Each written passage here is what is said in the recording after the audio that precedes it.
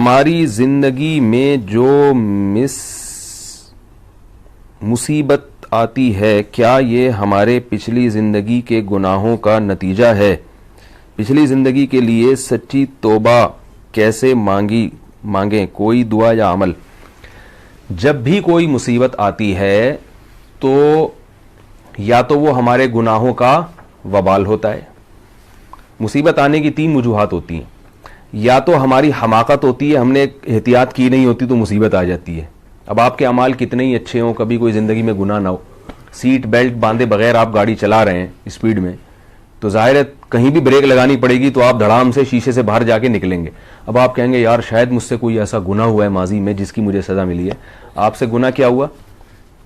اچھا آپ سے گناہ کیا ہوا کہ بھائی جب سیٹ بیلٹ ہے نہیں آ رہی میرا خیال ہے بات، تو بے احتیاطی بھی تو ایک جرم ہے نا. اس کو لوگ جرم سمجھتے ہی نہیں ہیں.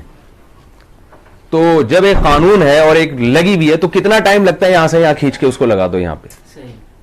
لیکن لوگ کہتے ہیں یار یہ کیا ہے، بس جب آنی ہوگی تو کہتے ہیں نا جب آنی ہوگی تو آ جائے گی. اور جو قبر یعنی جو رات قبر میں گزرنی ہے وہ تو قبر میں گزرے گی. تو ہمیں تھوڑی پتا کون سی رات قبر میں گزرنی ہے بھائی، اس لیے ہمیں تو احتیاط کا حکم ہے نا شریعت میں. مسلمانوں کے جو آج کل حالات چل رہے ہیں اس کی سب سے بڑی وجہ ہے بے احتیاطی. بالکل کوئی نظام ہی نہیں ہے، سسٹم ہی نہیں ہے.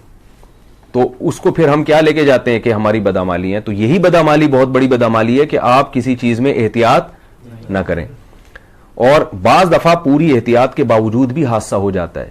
اس کی 2 وجہ ہوتی ہیں. یا تو اللہ ماضی میں کسی گناہ کی سزا دنیا میں دے دیتے ہیں.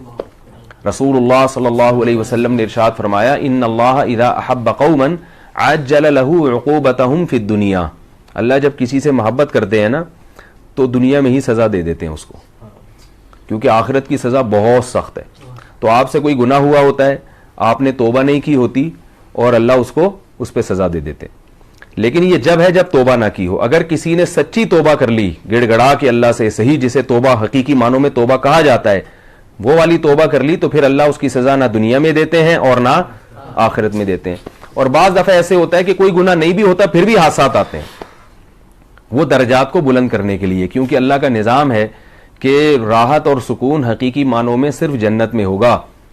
دنیا میں ایسا نہیں ہوتا کہ آپ کو ساری چیزیں دنیا میں مل جائیں. یہاں غم بھی آئیں گے. یہاں پیغمبروں پہ ایک صاحب مجھے کہنے لگے کہ میرے ساتھ اتنا بڑا حادثہ ہو گیا، حالانکہ میں تو نماز بھی پڑھتا ہوں اور میں تو داڑھی رکھتا ہوں اور میں تو والدین کا بھی خیال کرتا ہوں، یہ کیا ہوا؟ میں نے کہا یعقوب علیہ السلام کے ساتھ کتنا بڑا حادثہ ہوا تھا، پتہ ہے نا کیا ہوا تھا؟ بچہ گم گیا تھا، اور سب سے محبوب ترین بچہ گم گیا. ساری زندگی روتے رہے. تو کیا اللہ کے پیغمبر سے کوئی جرم ہوا تھا کیا؟ کچھ بھی نہیں تھا. لیکن ان یعقوب علیہ السلام نے صبر کیا. اس کی وجہ سے یعقوب علیہ السلام کا کتنا بڑا مقام کہ پوری سورہ یوسف نازل ہوئی ہے اور اس میں یعقوب علیہ السلام کی دعائیں اور ان کا صبر اللہ نے بیان کیا ہے. اگر یعقوب علیہ السلام کو وہ مصیبت نہ پہنچتی تو کیا یعقوب علیہ السلام کو ہم اس طرح سے جانتے جیسے اب جانتے ہیں؟ اور ان کے وہ درجات، اور ان کے بیٹے کو اللہ نے نبی بنایا اور مصر کا بادشاہ بنا دیا. تو جب بھی کوئی غم ہمیں پہنچتا ہے، نبی صلی اللہ علیہ وسلم نے فرمایا عجبا لامر المؤمن ان امرہ کلہ لہ خیر ان اصابتہ سراء شکر فکان خیر اللہ وان اصابتہ ضراء صبر فکان خیر اللہ. فرمایا جب بھی مصیبت پہنچتی ہے نا مسلمان کو، تو مسلمان کا معاملہ بڑا عجیب ہے. اگر اسے کوئی خوشی پہنچتی ہے تو شکر کر کے درجات بلند کرتا ہے یہ، اور غم پہنچتا ہے تو صبر کر کے درجات بلند کرتا ہے.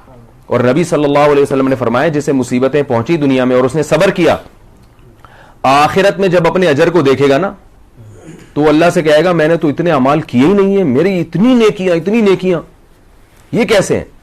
تو اللہ تعالیٰ کہیں گے کہ تو نے فلاں موقع پر مصیبت میں نے تجھے پہنچائی تھی، تو نے صبر کیا تھا. فلاں موقع پر مصیبت دی تھی، تو نے صبر کیا تھا. تو نبی صلی اللہ علیہ وسلم نے فرمایا بندہ کہے گا کہ کاش میری زندگی ساری مصیبتوں میں ہی گزری ہوتی، میں نے کبھی خوشی نہ دیکھی ہوتی. تو اتنا بڑا اجر ہے مصیبت میں صبر کرنے کا. ہم سمجھتے ہیں صرف نمازی پہ اجر ملتا ہے، اور آپ صلی اللہ علیہ وسلم نے اور بھی بڑی بشارتیں دی ہیں. ان اللہ مع الصابرین ہے نا قرآن مجید میں کہ اللہ صبر کرنے والوں کے ساتھ ہے. تو یہ ضروری نہیں ہے کہ جو بھی مصیبت پہنچے وہ آپ کے کوئی گناہ کی سزا ہو، بلکہ اللہ تعالیٰ درجات بلند کرنے کے لیے بھی بعض دفعہ انسان کو مصائب میں